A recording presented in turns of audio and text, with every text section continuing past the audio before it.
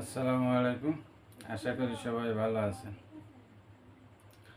আওয়ামী লীগ বিএনপির অবস্থান বা শেখ হাসিনা তারেক রহমানের অবস্থান দুটো কিন্তু এক নয়, সম্পূর্ণ ভিন্ন ভিন্ন বিষয়।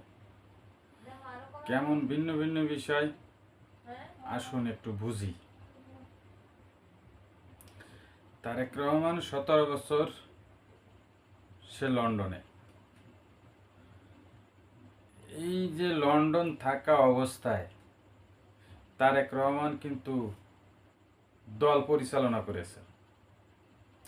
ভিডিও কনফারেন্সের মাধ্যমে কেন্দ্র থেকে তৃণমূল পর্যন্ত সবার সাথে কথা বলেছেন, দিক নির্দেশনা দিয়েছেন, সবার কথা শুনেছেন, আন্দোলন সংগ্রাম সব কিছুর নেতৃত্ব দিয়েছেন, মোট কথা দলের নেতৃত্ব দিয়েছেন। সেই সাথে বিএনপির সকল নেতা কর্মী কিন্তু সব দেশে ছিল, তারা সবাই আন্দোলন সংগ্রাম করেছে। আর আওয়ামী লীগ বা শেখ হাসিনা তার কিন্তু সব পালিয়ে গেছে। শেখ হাসিনা নিজেও চলে গেছে, তার নেতা কর্মীরাও চলে গেছে, আছে দুই একজন সাধারণ কর্মী সে এদিক ওদিক পালিয়ে আছে। তাদের কোনো ভিডিও কনফারেন্স নেই, তাদের কোনো মিছিল মিটিং নেই, তাদের কোনো আন্দোলন নেই, তাদের কোনো সংগ্রাম নেই, তাদের কর্মীদেরও খোঁজ কেউ নেয় না। আওয়ামী লীগের যে কর্মীগুলো আছে দেশে পালিয়ে, তাদের খোঁজ খবর কেউ নেয় না। কারোর সাথে, প্রত্যেকটা কর্মী ম্যাক্সিমাম কারোর সাথে কারো কোনো যোগাযোগও নেই বেশি একটা। তাহলে বিএনপি আর আওয়ামী লীগের অবস্থান কি এক?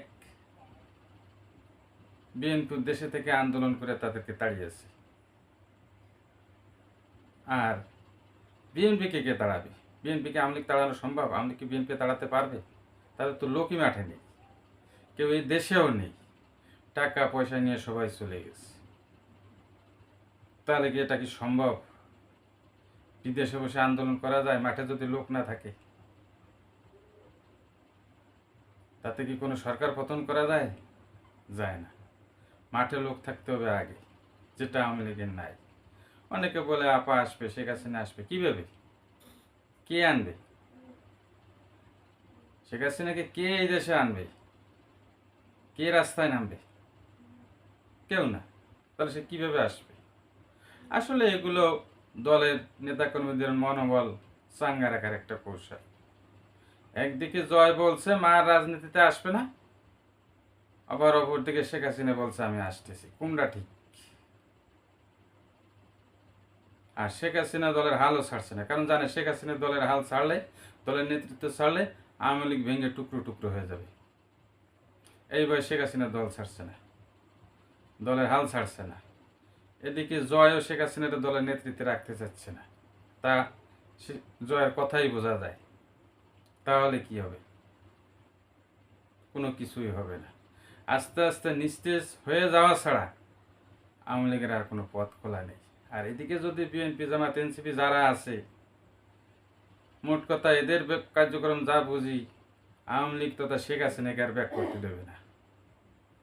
সর্বোপরি ফলাফল কিন্তু শূন্য। আওয়ামী লীগ যতই চেষ্টা করুক আর কোনো কাজ হবে না, কারণ তাদের পাশে কেউ নেই। তাদের সব নেতারা সব চলে গেছে, আগে টাকা পয়সা সরিয়ে রেখেছে, পরবর্তী 5 তারিখ চলে গেছে। ওইসব নেতাকর্মীরা এই দেশে আর আসতোও না। তারা ওইসব নেতাকর্মীরা টাকা পয়সা খরচ করে আওয়ামী লীগের পক্ষে, আর টাকা পয়সা খরচ করে মিছিল মিটিংও করতো না, আন্দোলন সংগ্রামও করতো না। তারা যা কামিয়েছে কামাই করে নিয়ে চলে গেছে। অর্থাৎ সর্বোপরি আওয়ামী লীগ আর নো ব্যাক, শেখ হাসিনাও আর ফেরা সম্ভব না। আজ এ পর্যন্তই। আশা করি ভালো থাকবেন, সুস্থ থাকবেন। আল্লাহ হাফিজ।